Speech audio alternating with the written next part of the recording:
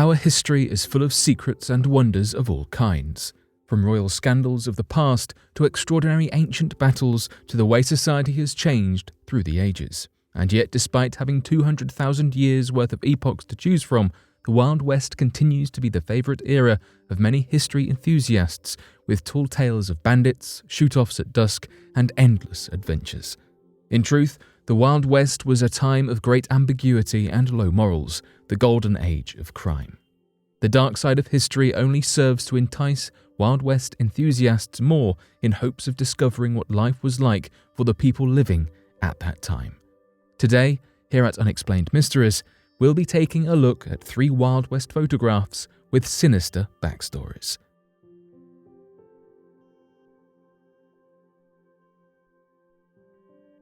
Deceased outlaw William Brazelton wearing a mask, 1878.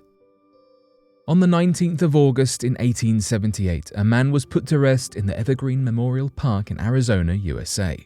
This man was set to become a thing of legend. William Whitney Brazelton, known colloquially as Brazen Bill, who led a life of debauchery as well as taking the lives of others. Many of his crimes came to light after his life ended, with one account claiming that he had taken the life of his first man in ice-cold blood at the tender age of 15.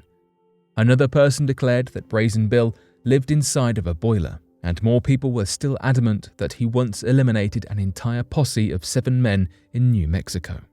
These tall tales of Brazelton's life were repeated and solidified in public awareness at the start of the 20th century by John Clum. The problem being that he offered absolutely no sources for such claims, and over-exaggeration must be considered when discussing Brazelton. In 1876, Brazen Bill allegedly resided in Arizona, where he was said to have eaten an entire wheel from a wagon during a trope show.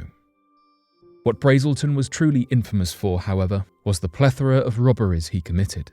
During his highway robberies, he would put a mask over his head and hold a firearm in each hand, threatening passengers and drivers to give up their possessions and valuables to him. According to the sources that do exist, he committed 9 alleged robberies in both New Mexico and Arizona, but it is possible that he committed countless more. Among the 9 known robberies, on July 31, 1878, Brazelton robbed the stagecoach John Clum was on. This was Clum's first personal meeting with the Wild West criminal, and is what spurred Clum, who was a newspaper editor, to fixate on him and spread the word of his crimes and kept the flame on his legend alive. Not all of Brazelton's robberies resulted in much financial gain, but the ones that did were fruitful. He is thought to have accumulated an estimated total of $3,000 or more throughout his career, which is equivalent to around $82,000 in today's economy. As with all good times, Brazelton's criminal career had to eventually come to an end, and end it did.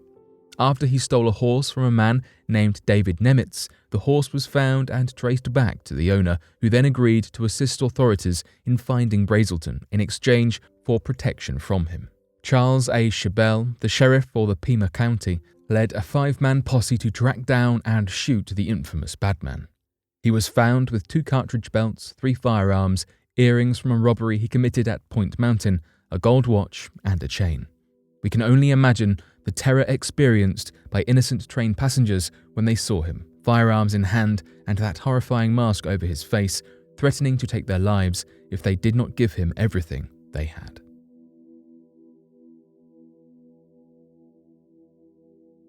Texas Jack Vermillion. Texas Jack was born John Wilson Vermillion in Russell County, Virginia, in 1842. He was the second of 12 children, and in his life he fought in the Confederate civil conflict under the command of Nathan Bedford Forrest and General Joseph Wheeler. Pseudonyms given to him included Shoot Your Eye Out Vermillion and Texas Jack, which were the names he was most prominently known as throughout his life. He was infamous for being a firearm fighter who took part in the Earp Vendetta Ride, and for his connection with Soapy Smith, another ruthless criminal of the Wild West with expertise in con artistry. When the civil conflict came to an end, he travelled from Virginia to Indiana, and it was here that Jack found the love of his life, Margaret Horton.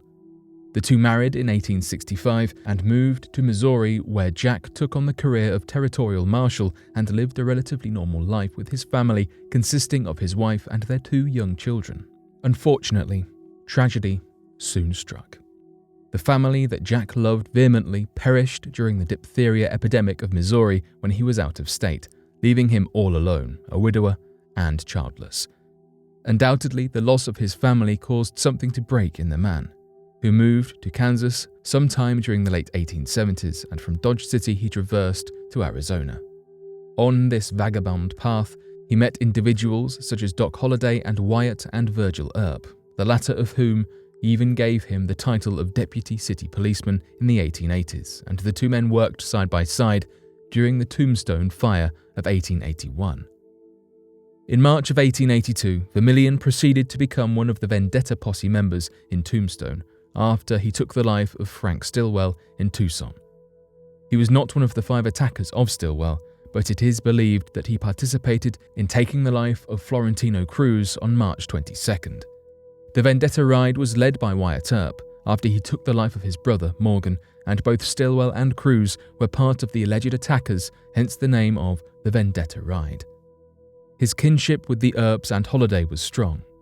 In 1926, John H. Flood wrote an unpublished manuscript of Earp's biography where Vermillion is stated to not have been a close friend, but instead a mere acquaintance.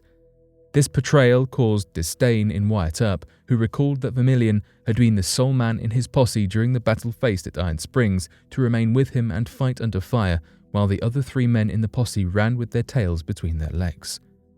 Vermillion took part in the Dodge City conflict during his stay in the city, where he took the life of a card cheat, causing him to become a wanted man.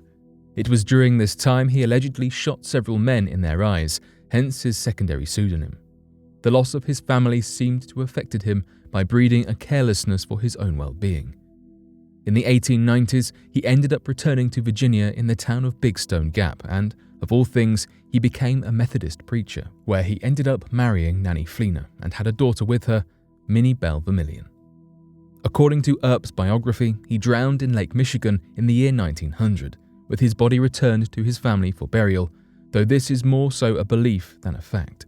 His departure from life is unofficial, yet other claims states Vermillion actually lost his life in his sleep from old age in 1911.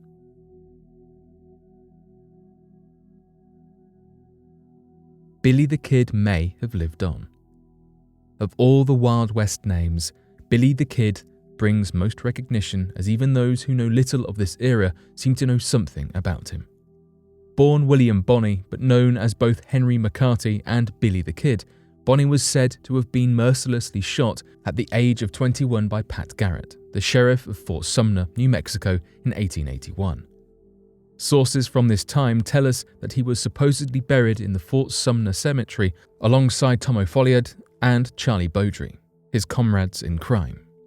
The story has been fantasized endlessly on paper, and television, and film, and all other forms of media since. The tale of Billy the Kid is one of the greatest stories to have been born out of the Wild West.